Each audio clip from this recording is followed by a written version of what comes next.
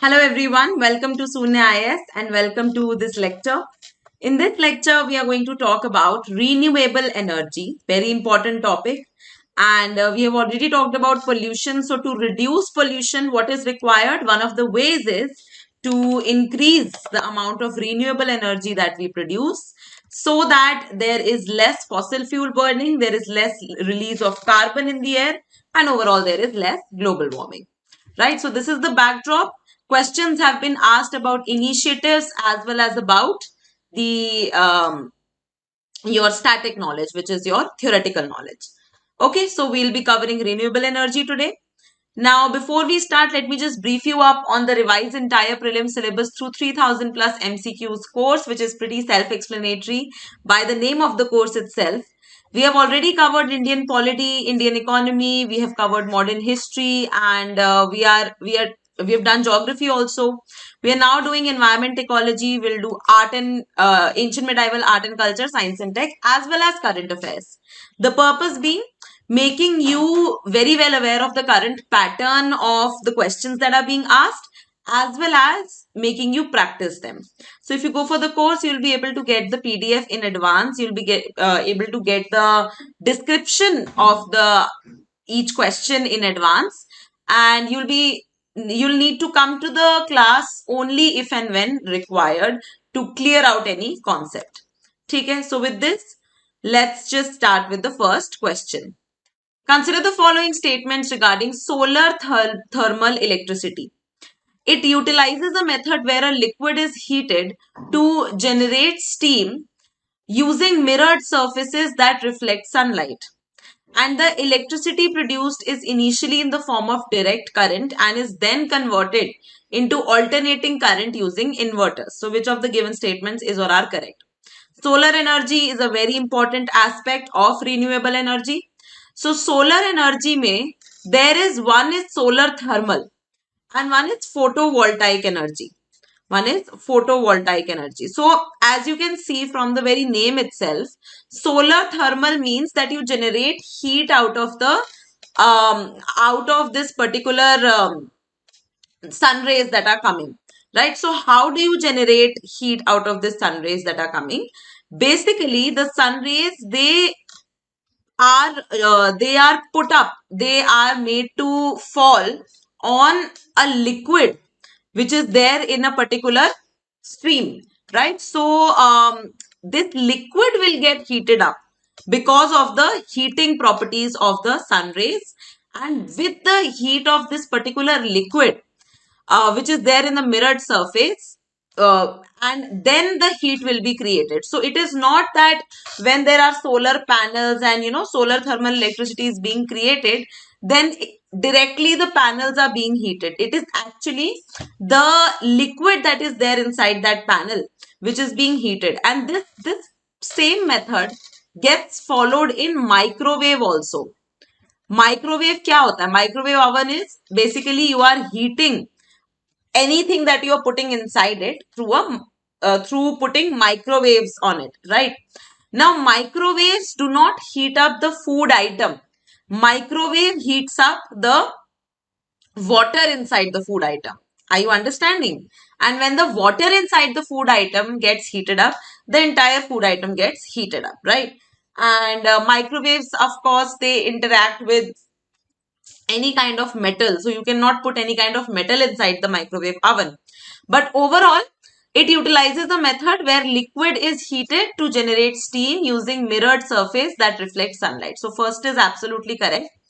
And whenever this kind of electricity is produced, it will be produced in mass. See, direct current means that throughout the entire circuit, the same amount of electricity is being transferred, and there is no difference in according to the appliance, right? So if you are supplying electricity to a household through direct current, there is very high chance of short circuit, right? Because every appliance will be requiring a different kind of current, a different amount of current, and that is why you will need alternating current, right? But when this energy is produced from, be it solar, be it wind, be it any way, it will always be produced through direct current, and then that direct current will be transformed into alternating current through an inverter, and that is the job of an inverter, right? So here second is also correct. And if you see, I'll give you a very good example, and this is where environment and science and tech, they both collide here. See, whenever हम बोलते हैं ना कि light चली गई है, whenever there is the light goes off, if there is an air conditioner without inverter, है ना, and if during that particular power cut suddenly your power is transformed from being, from coming from a alternating current source to a direct current source, right? And that is why, because of that cut in that electricity, if the AC does not have inverter in it, it will lead to a short circuit. It will lead to the AC being short circuited, right? Because there needs to be different kind of a different amount of current that needs to go into each appliance, right? So that's why in a household there cannot be direct current that goes. There will be always alternate current, and that's why inverter, that's the job of an inverter. So here same method. This is the sun will fall on these panels. These solar panels, they have some liquid in them, and this liquid is getting heated up, and with this heat the solar thermal energy is being created, and this thermal energy is being created in the form of direct current, not in the form of alternating current. So I've told you the concept of solar thermal energy, and I hope you will remember this. Okay, this is not photovoltaic energy. Photovoltaic energy is different. This is solar thermal energy. Consider the following statements regarding International Solar Alliance. The International Solar Alliance is an action-oriented, member-driven, collaborative platform for increased deployment of solar energy technologies. Only the tropical countries are eligible to become members of International Solar Alliance. The United Nations General Assembly has granted observer status to International Solar Alliance, and all the member states of the United Nations are now member of International Solar Alliance. How many of the given statements are correct? ISA is very important, though not a lot of questions have been asked directly from ISA since it was formed in 2016, but still ISA is an evergreen topic. Just like, the Rio Conference or the Kyoto Protocol, all these are evergreen. So ISA has also become evergreen. So when was International Solar Alliance signed? It was signed in COP 21 in 2015. Prime Minister Narendra Modi, he submitted this proposal with France to create this International Solar Alliance, and the signature happened in COP 22 in Marrakech in Morocco. Okay, Morocco, North African country. And this is important. It was overall important that when it was started, the International Solar Alliance was just limited to the tropical countries when it started, right? But eventually the signing of International Solar Alliance opened up to all the countries. So even the temperate countries now can sign this particular agreement and become a part of this sharing of solar energy throughout the world. So first is absolutely correct. Second is incorrect. This was correct initially, but then the membership was open to everyone. Then third, the UNGA has granted observer status. Yes, it is granted observer status, but that does not mean that all the member states of United Nations are now member of ISA. No, this is wrong. Okay, all the members are not the members of ISA now, but the ISA has an observer status in the United Nations General Assembly. So there is a difference. Now, here the answer becomes only two. But there is the important part here is that ISA has created some initiatives, which is very important because you get a question, you get a name of that particular initiative, and you are asked that who has started this particular initiative or under which organization this initiative has been started. So ISA, the most popular one which it has started is One Sun, One World, One Grid, OSOWOG, wherein the entire world is sought to be connected through a solar grid wherein solar energy can be captured and transferred throughout the world. ठीक है, तो एक तो ये हो गया बहुत important. The second is ISA Solar Technology and Application Resource Center. ठीक है. Now of course it has ISA in its name itself, so you'll be very clear about who has created it. Then another thing, Indian Technical and Economic Cooperation Scheme. Indian Technical and Economic Cooperation Scheme, which is ITEC, that is also supporting the International Solar Alliance. ठीक है. ITEC is an initiative which actually supports all the developing and underdeveloped and least developed countries of the world. And because the tropical areas have most of the least developed countries of the world, India's ITEC is also supporting the International Solar Alliance. And then there is our National Solar Mission. We are all aware of it. National Solar Mission, which is a part of National Action Plan for Climate Change. ठीक है. तो ये 4-5 चीजें हैं, most important being ओसोवोग. ठीक. Next पे चलो.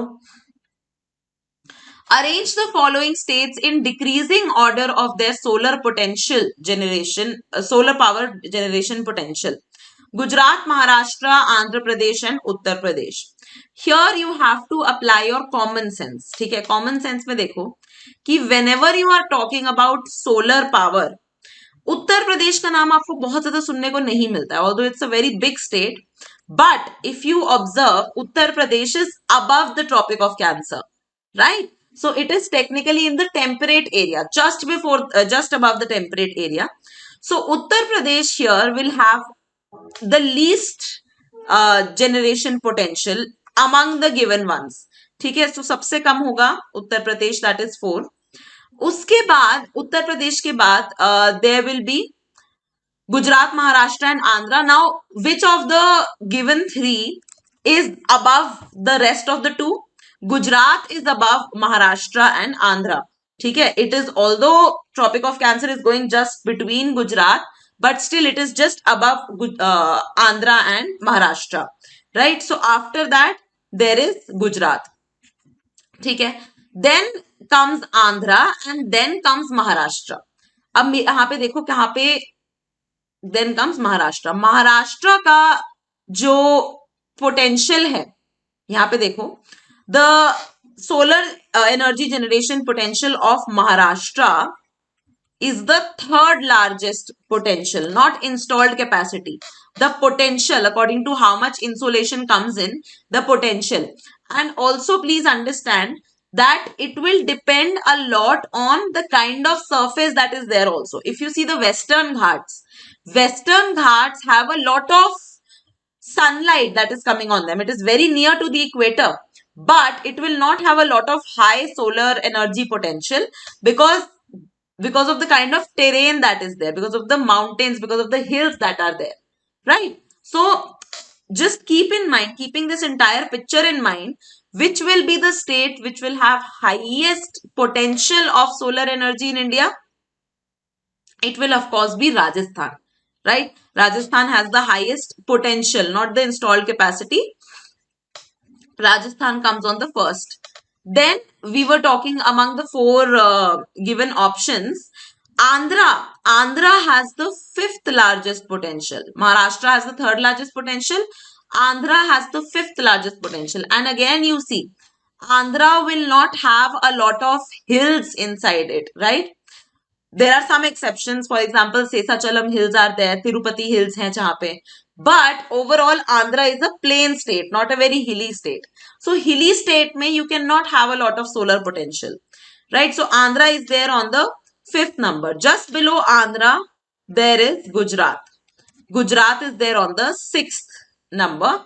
And UP is pretty much down at the 10th number. Okay, UP is there at the 10th number. Now, this solar energy generation potential list is very important, and please make sure that you are studying this list from the official sources कि potential highest कहाँ पर है and installed capacity highest कहाँ पर है. ठीक है, तो decreasing order में अगर हम जाएंगे तो you will have Maharashtra, Andhra, Gujarat and Uttar Pradesh. Decreasing order. So Maharashtra will have the highest among the given and UP will have the lowest. Alright, moving on to the next one. Wind Energy Resource Map of India is launched by IMD, MOEF NITI Aayog or National Institute of Wind Energy. So here the answer to this one is National Institute of Wind Energy, and I can understand that it is a very strong tendency that you would have gone for IMD because the measurement of the wind and the wind conditions and the weather conditions is the job of IMD.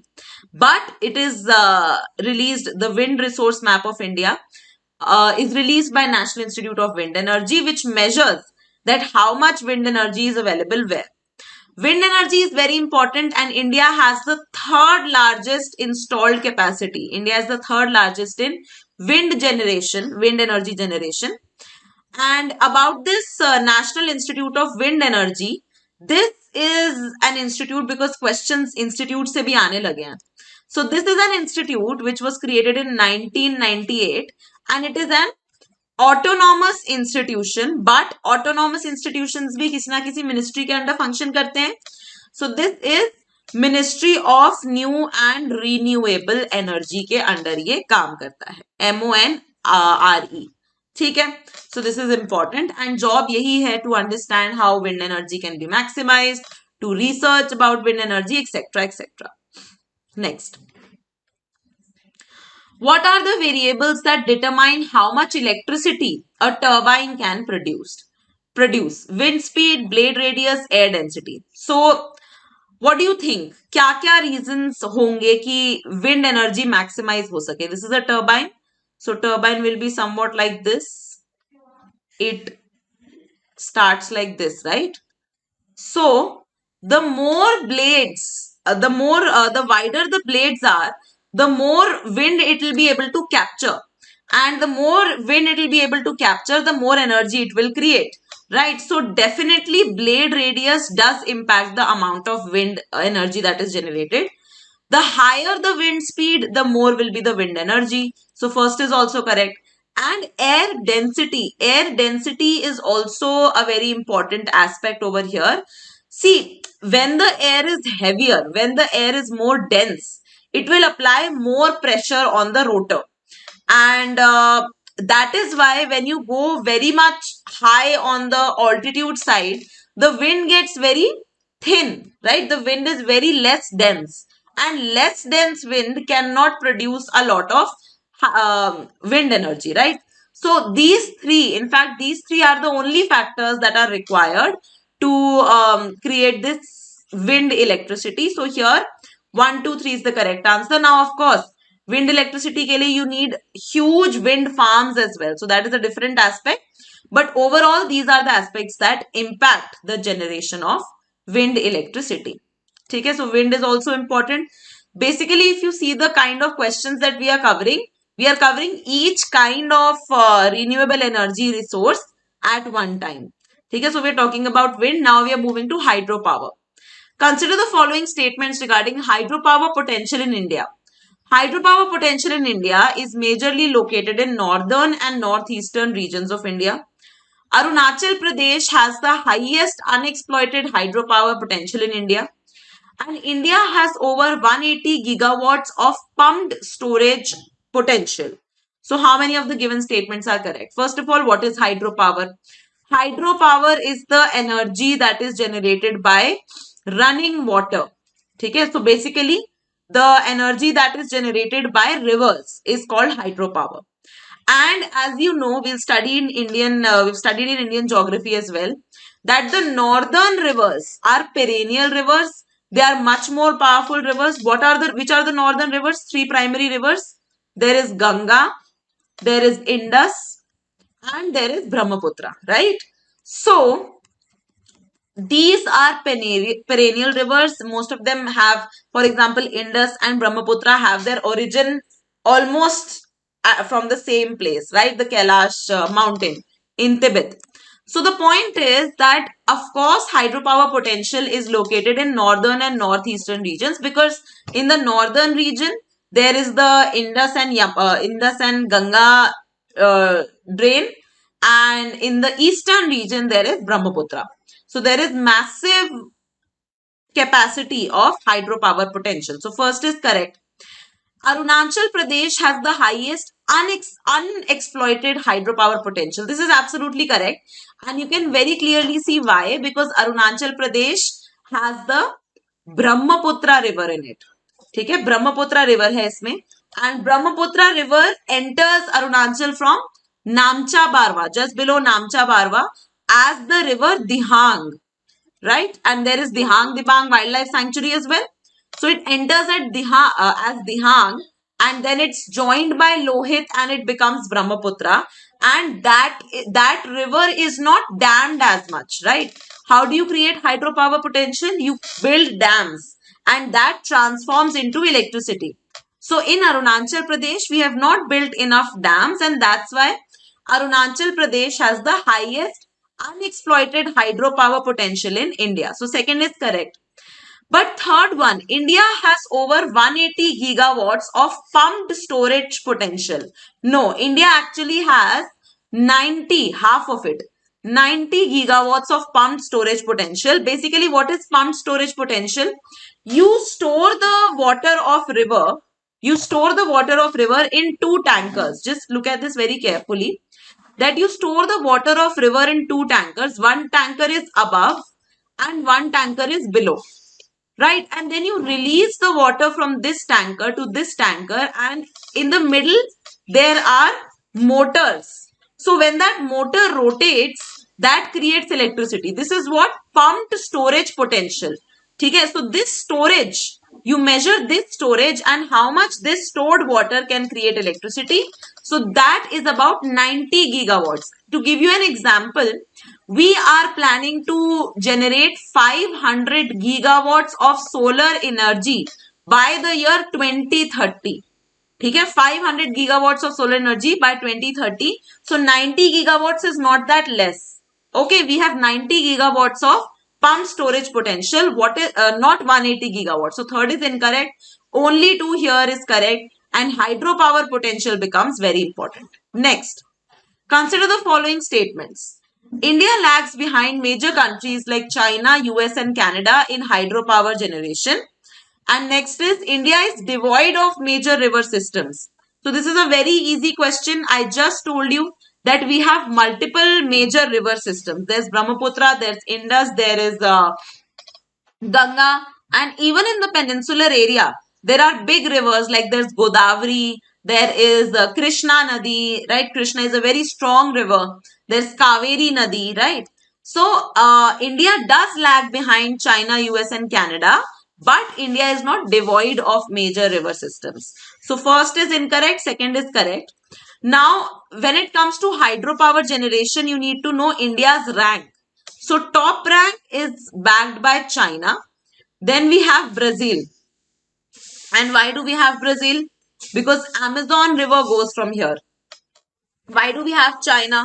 Because Yangtze river, the longest river of Asia, goes through China. And not just that, China has done very well in damming the river as well. Okay?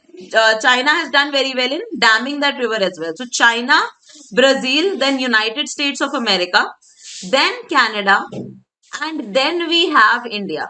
So India comes in on the fifth spot when it comes to hydropower generation. Hydropower is running river water. So fifth is not a great place to be, considering how much river potential we have. So that there's massive scope of improvement over here. Next, since we are talking about hydropower projects, the name of hydropower projects and the associated river. Very important. Srishalam hydropower project, Rihand, Tehri, and Pong. So, which of the given are correctly matched? So, Srishalam, basically it is Nagarjun Srishalam. There is this biosphere reserve called Nagarjun Srishalam as well. And Nagarjun Srishalam hydropower project is not on Mahanadi river. It is below that. It is in Andhra Pradesh and it is on the Krishna river. Fine. What are the peninsular rivers? There is Mahanadi, then there is Godavari, then there is Krishna, then there is Kaveri. Right? So Mahanadi also has a very important dam, but that important dam is Hirakud Dam. Hirakud Dam in Odisha, and it is a very important dam. Why? Because it is world's largest earthen dam. Earthen dam means which is not made of cement etc., but made of local materials, local mud and similar stuff. So Mahanadi used to be a very rogue river earlier. It used to flood Odisha very often. But since Hirakud Dam has been made on Mahanadi, it has come into control. But Srishalam hydropower project is on Krishna river. It is not on Mahanadi river. So first is incorrect. Rihand, very easy to understand. Rihand river, Rihand hydropower project. But where is Rihand river is important. Rihand river is a tributary of Yamuna river. And Yamuna is an important tributary of the Ganga river. So Rihand comes in the middle of MP and UP. Rihand as a project comes somewhat in the middle of MP and UP. So second is correctly matched. Then Tehri. Tehri hydropower project, very important, very famous also because massive, you know, there was opposition, massive opposition against Tehri by the people of Uttarakhand because it is on the river Bhagirathi. Okay, it is on the river Bhagirathi. Bhagirathi is one of the tributaries of the Ganga river. Bhagirathi and Alaknanda, they meet at Devprayag, right? So Bhagirathi river पर अपना Tehri project है, not on Teesta. ठीक है, so Teesta यहाँ पे incorrect हो गया. And Pong hydro power project is definitely on Bias. ठीक है, यहाँ पे Pong Dam Lake भी है, if you remember. Pong Dam Lake is also there.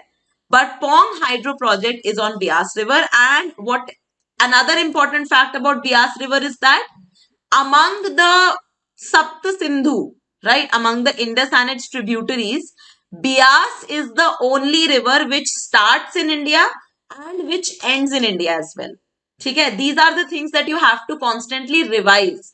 Bias is the only river out of all the Indus rivers, Indus tributaries, major Indus tributaries that start in India and end in India as well. Okay, so we have done this in geography, but this is important to revise. Here, how many are correctly matched? 2 are correctly matched, which is 2 and 4. So C is correctly matched. And this is very important. These 4 projects are very important. These 4 rivers are very important. So I hope you understand that the hydropower projects overall are very important. Next. Consider the following statements. Ocean thermal energy conservation is a process for producing energy by harnessing the temperature difference between surface air of the ocean water and surface ocean waters. And recently, an OTEC plant was set up in Andaman and Nicobar. Which of the statements given are incorrect? Now, incorrect पूछा गया है. See, apply your logic. OTEC. OTEC is Ocean Thermal Energy Conversion. Do you think that there will be any temperature difference between the surface air of ocean water and the surface ocean water? These two will be having the same temperature, right? If let's say there is this surface ocean water, the air mass above the surface ocean water will be having the characteristic of the surface ocean water only. So OTEC makes use of the difference in temperature between the surface ocean water and the deep ocean water. ठीक है, so OTEC is important. It is another renewable energy source. First is incorrect. And the OTEC plant that has been set up is not set up in Andaman Nicobar. It is set up in the new favorite tourist destination of entire India, which is Lakshadweep. ठीक है, it is set up in Kavaratti, the capital in Lakshadweep. ठीक है, so OTEC Lakshadweep आराम से याद रह जाएगा. OTEC overall you'll also remember. So Which of the given statements are incorrect? Both 1 and 2 are incorrect. Next.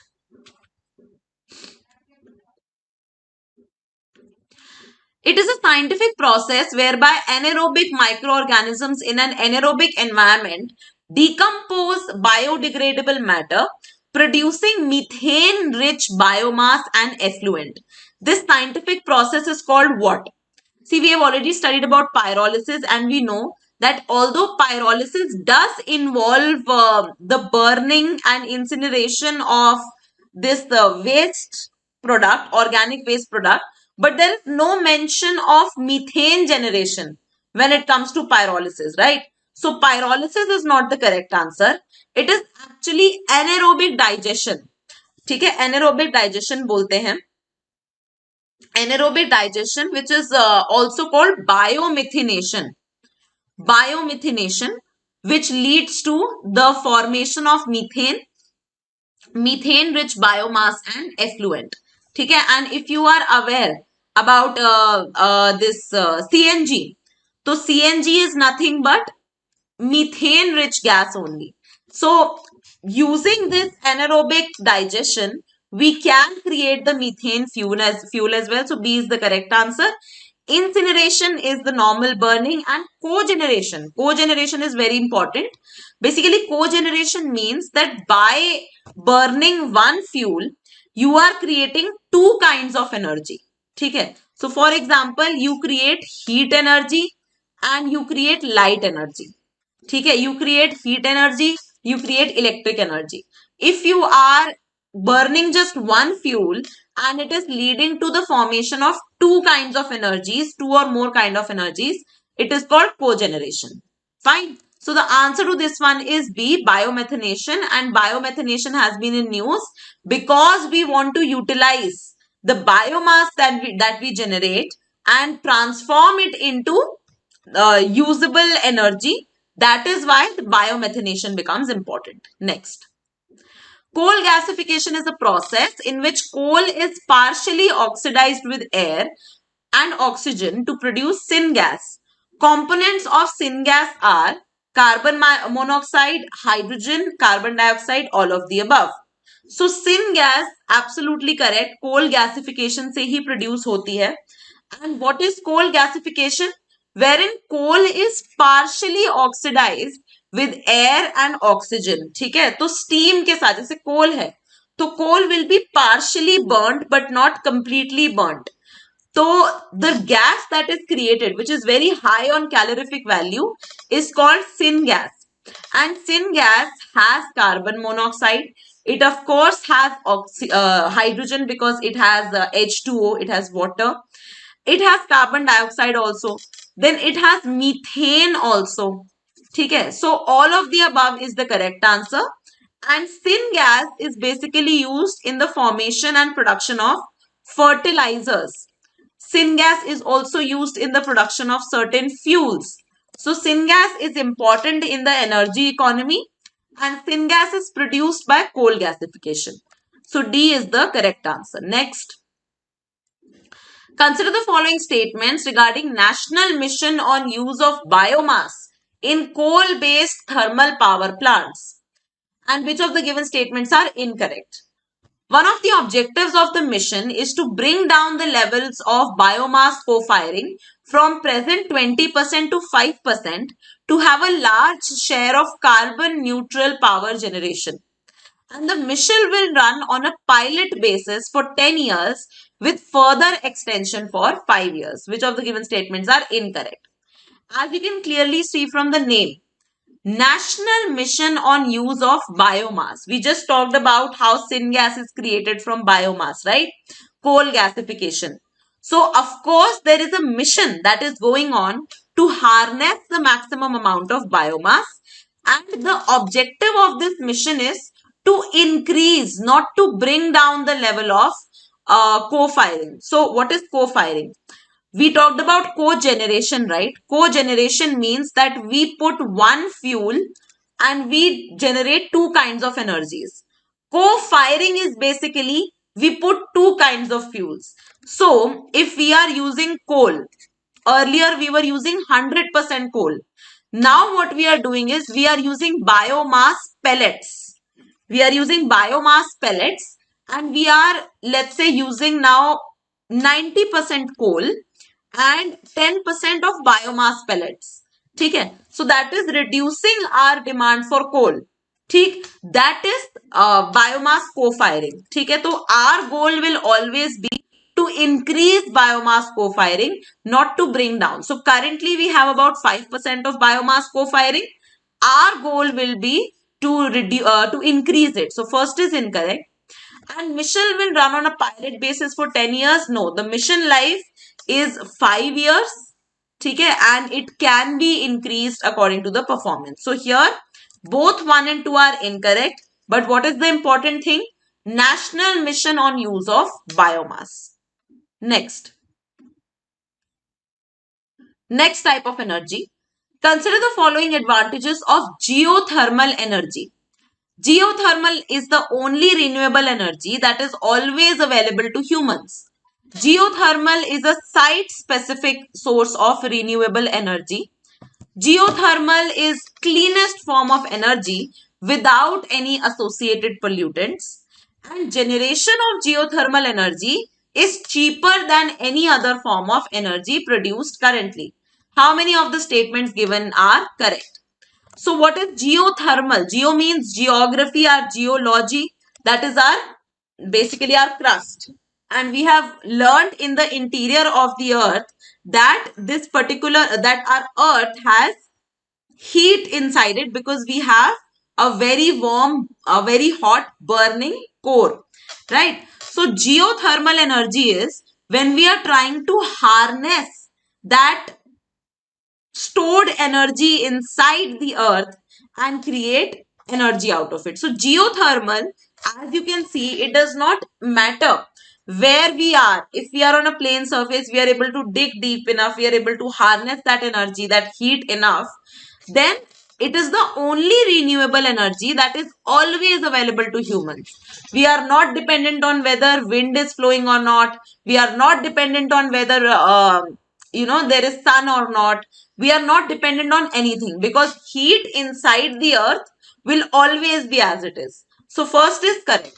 Then second, geothermal is a site specific source of renewable energy. Absolutely correct. It is difficult to transfer the heat that is generated by geothermal, and you cannot, जैसे आपका wind turbines हैं.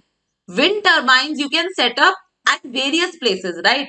But geothermal energy you cannot take up from a mountain because mountain is already above the earth's surface, right? You have to take it from a plane surface. So second is correct. Now geothermal is the cleanest form of energy. No. When you dig inside the earth and when you try to take out the energy from inside the earth, there are many pollutants that are there inside the earth. For example, we have read about sulfur cycle, right? What is sulfur cycle? Sulfur cycle is the incomplete sedimentary cycle wherein sulfur gets deposited as sedimentary rocks inside the earth. So when we are digging up the earth, the sulfur comes out in the form of sulfur dioxide, right? And that is why it adds on to the pollutant. So third is incorrect. And generation of geothermal energy is cheaper. No. The equipments which are required in the geothermal energy are very expensive and they get damaged also very easily because as you dig deeper and deeper, the machines start melting. So how will you take that energy out? Right? How will you actually make that energy? You need very high level of metals that can actually dig inside the earth. So fourth is incorrect. It is a very expensive format. That is why it is not that famous right now. So here only 2 is the correct answer. Geothermal becomes important. Ladakh is a very important place where geothermal energy can be harnessed because it's a cold desert, right? It's a cold desert. What are the challenges related to waste to energy plants? Low calorific value, high cost of energy production, improper assessments, या फिर all of the above. Waste to energy, again biomass, ठीक है, biomass becomes very important. And what is calorific value? How much energy is generated on burning 1 unit of a particular fuel, right? So, for example, petrol has a very high calorific value. Kerosene has lower calorific value than that. ठीक है? तो in this way, the challenges related to waste to energy plants basically are that they have low calorific value. You need to add a lot of waste into your the energy generation plant, and then it will lead to maybe equivalent energy as compared to 1 liter of petrol. So first is a problem. Even second is a problem, high cost, because you collect the biomass, you transport it, then you actually put it in the in the waste to energy plant, then you harness that energy. It's a difficult process and it's an expensive one. And there is improper assessment also. There are various kind of biomass. So there is plant biomass, there is animal biomass. How much energy does one biomass have? There is no proper assessment. So all the problems given are absolutely valid for the waste to energy plants. All right. Okay, last question for this particular class. Consider the following statements about sustainable alternative to affordable transport, that is Satat scheme. Scheme has set the target for production of 15 million metric tons of compressed biogas by 2023. And under this initiative, the Ministry of Petroleum is to set up plants and supply the compressed biogas to oil marketing companies. So, Satat, which of the given statements is or are correct? Satat is an important initiative, especially because the timeline that it gave has now passed. ठीक है, तो सतात जो है, it was started in 2018 and the goal is absolutely correct. The goal was 15 million metric tons of compressed biogas by 2023. So first is correct. But the overall structure was that it was the public sector undertakings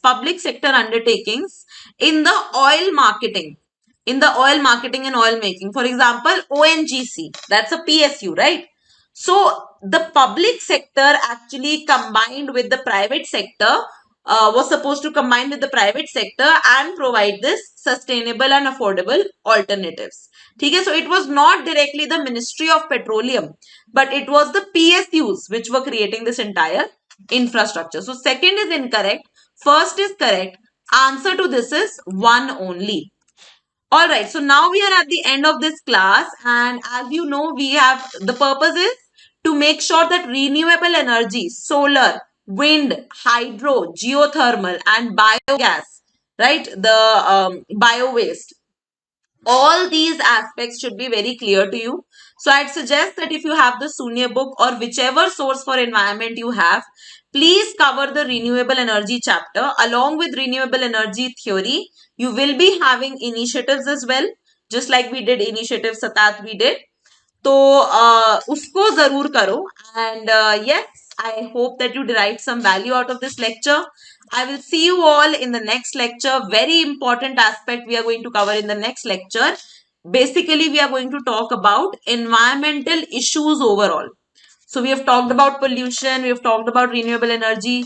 There are various environmental issues that are running, and we'll talk about it. It's going to be a long lecture, but we are going to talk about environmental issues. And then we'll start with the biodiversity, etc., the aspect which people are most scared of. Okay? So do join the next class as well. And if you derived value out of this class, do mention in the comments. Keep studying. Thank you so much for attending, and I'll see you all in the next class. Bye-bye.